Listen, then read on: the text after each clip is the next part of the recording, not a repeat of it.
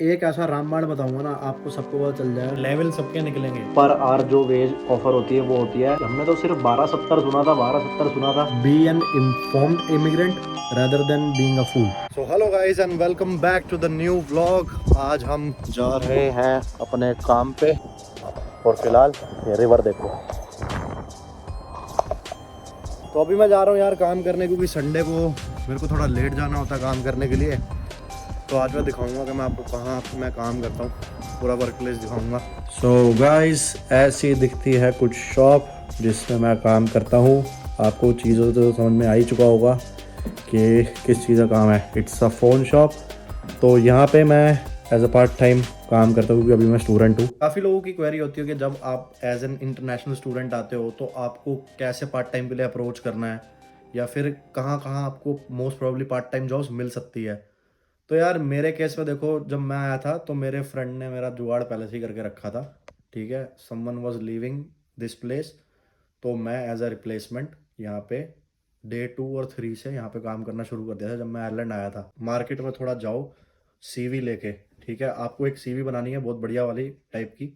CV बना के आपको जो भी शॉप दिखे ना, जो भी चीज़ दिखे, कोई बर्गर जॉइंट है, पिज्ज़ा जॉइंट है, इवन कोई बार है, रेस्टोरेंट है, क्योंकि यार एज अ पार्ट टाइम आपको यही जॉब्स मिलेंगी। मैं आपको रियलिटी चेक दे रहा हूँ। लोग आपको बोलेंगे जी पार्ट टाइम में आपको कोई कॉल सेंटर का काम मिल जाए, ये मिल जाए, वो मिल जाए। यूरोप के रूल्स थोड़े अलग हैं। यहाँ पे अनटिल अनलेस आपके पास कोई स्टैम्प है, जैसे कि स्टैम्प 4, तो आपको उस लेवल की पार्ट टाइम जॉब के लिए स्टैम्प 4 की रिक्वायरमेंट है, या फिर आपको 1G वीज़ा की रिक्वायरमेंट है। सबसे पहले आपको क्या करना है, आपको अपनी सीवी निकालनी है। और ऐसा नहीं है कि 10 सीवी निकाले, दे दिया 10 दुकानों में और हो गया। आपको पर्टिकुलरली 1 हफ्ते 2 हफ्ते ये काम करना पड़ेगा। ईच एंड एवरी शॉप जिस पे नहीं भी है ना, जिस पे नहीं भी लिखा कि हमको पार्ट टाइम स्टाफ रिक्वायर्ड है, उसके यहाँ भी देखे आओ। क्योंकि यहाँ पे एक ऐसा केस होता है कि भाई जिसको रिक्वायरमेंट जब होती है ना, वो तभी आपको फ़ोन करेगा, बट वो सीवी संभाल के रखते हैं। मेरे केस में हुआ था, मैं गया था एक जॉइंट पे सुपरमैक्स, और मैंने सीवी डाली थी 2 महीने पहले, तो उनका मेरे को कॉल आया 2 महीने बाद कि हमारे पास स्टाफ की रिक्वायरमेंट अभी चाहिए, तो if you want to come you can come. तो भाई इन शॉर्ट कहने का मतलब ये है, लेवल सबके निकलेंगे, पर निकलेंगे उसी के जो यहाँ टिका रहेगा। हम भाई आ चुके थे घर, और बहुत ठंडी ठंडी हवा चलनी चालू हो गई थी, और कपड़े हमने उस हिसाब के पहने रखे थे। तो मैंने सोचा भाई घर आके बताता हूँ आगे की जो भी इंफॉर्मेशन होगी, जिस भी टॉपिक के बारे में आज मैं बात करना चाहता हूँ। तो आपको ऐसा दिख नहीं रहा होगा, बट बहुत तेज़ हवा चल रही है। वेदर ये सिर्फ ऐसा है कि जैसे फ्रिज की लाइट ऑन कर दी हो आपने, फ्रिज का दरवाज़ा खोल के, बस उस तरीके की सनलाइट है। बट वेदर काफ़ी ठंडा हो रहा है आज। तो भाई हीटिंग सॉल्यूशन को कर दो ऑन। तो भाई आगे एग्जैक्टली मैं बैठ गया हूँ अपने स्पॉट पे, क्योंकि इस साइड में बैठ के देखता हूँ सामने टीवी और मूवीज़ एंजॉय करता हूँ। बट आज मैं आपको पार्ट टाइम जॉब्स के बारे में तो थोड़ा बहुत कुछ बता चुका हूँ, but I wanted to make sure कि आप जब आयरलैंड आने की तैयारी कर रहे हो, या फिर आयरलैंड में ही रहते हो और आपको कुछ चीज़ों के बारे में नहीं पता है, तो वो क्लैरिफिकेशन होना बहुत ज़रूरी है। जैसे कि यहाँ पे मिनिमम वेजेस कितनी हैं, यानी कि आप अगर पर आवर काम करते हो तो आपको कितने यूरोज मिलते हैं। तो as per the new rules of 2024, आपकी जो बेसिक वेज है, यानी कि आपको पर आवर जो वेज ऑफर होती है वो होती है 12 यूरो एंड 70 सेंट्स। ठीक है, मैं दोबारा रिपीट कर देता हूँ, 12 यूरो 70 सेंट्स। बट ये उन लोगों के लिए है जिनकी एज 20 या 20 से अबव है। अब आप कह रहे होगे भाई हमने तो सिर्फ 1270 सुना था, 1270 सुना था। बट भाई ऐसा कुछ नहीं है। मैं एक स्क्रीनशॉट आपको, जो कि सिटीज़न ऑफिस की वेबसाइट पे भी है, आपको उसका लिंक भी डाल दूंगा डिस्क्रिप्शन में, आप देखना कि वो एज के हिसाब से वेरी करता है। इसका मतलब ये है कि अगर जो बंदा 20 या उससे ऊपर की एज का है, उसको 100% ऑफ द मिनिमम वेज मिलेगा, यानी कि 1270 पर आवर मिनिमम, इतना तो मिलेगा। अब जो उससे नीचे हैं उनका क्या करना है।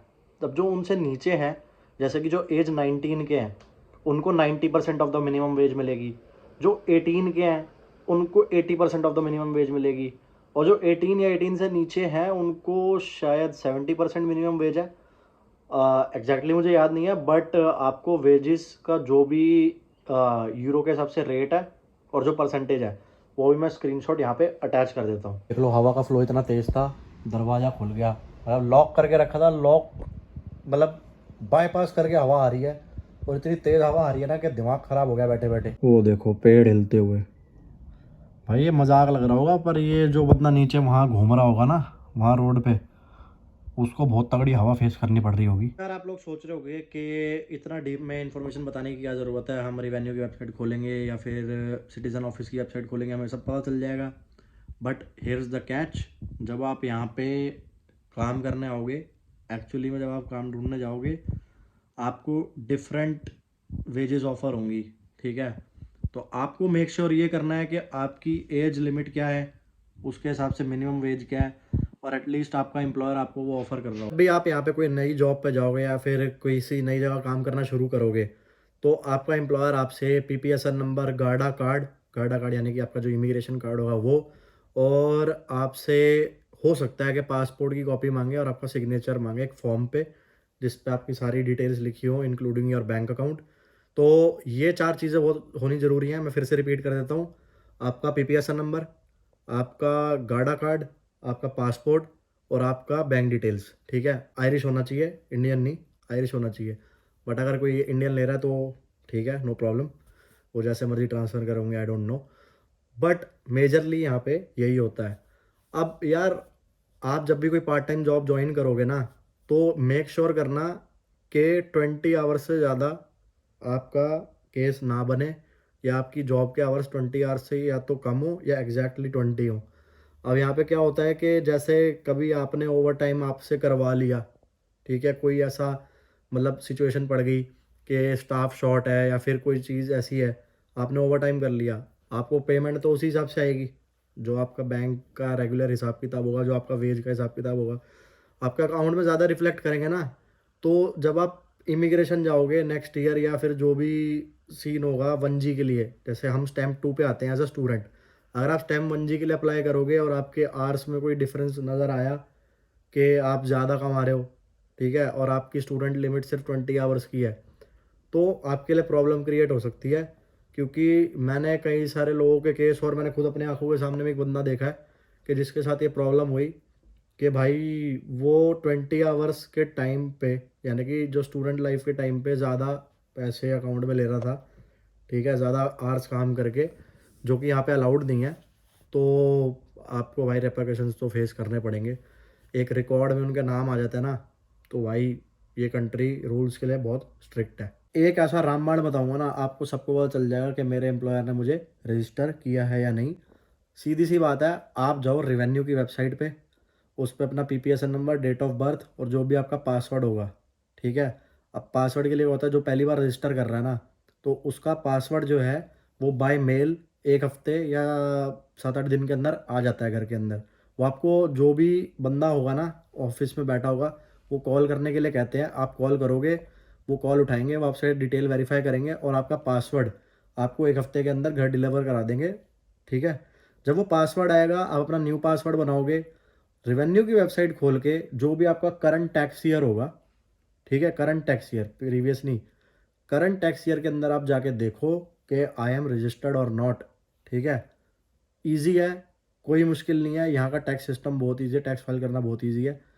और इससे आपको एटलीस्ट एक बेसिक आइडिया हो जाएगा कि मेरे को कितनी वेज मिल रही है, कितना मेरा टैक्स कट रहा है, कितना मेरा यूनिवर्सल सोशल चार्ज कट रहा है, और क्या मेरे टैक्स क्लेम्स हैं, वो सब आपको डिटेल ऐसे मिल जाएगी।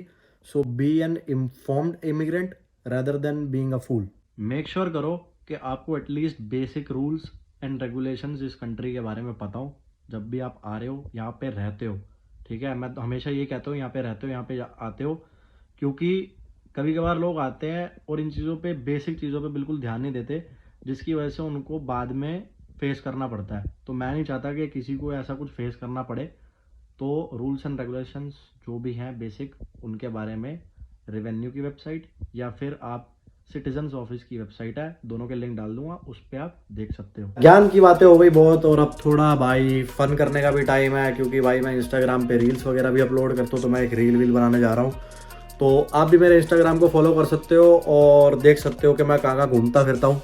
वहाँ पे काफ़ी सारी आपको फ़नी रील्स मिल जाएंगी, काफ़ी सारे आपको मतलब मिनी व्लॉग मिल जाएंगे ट्रैवल के, तो वो भी देख लेना, लिंक डिस्क्रिप्शन में डाल दूंगा, वहाँ से मेरे को फॉलो कर लेना। तो मिलते हैं किसी अगली बहुत बढ़िया वीडियो में, और मैं यार ट्राई कर रहा था, क्योंकि देखो अब मौसम ऐसा भी हो जाता है और 1 सेकंड में बारिश भी आना शुरू हो जाती है।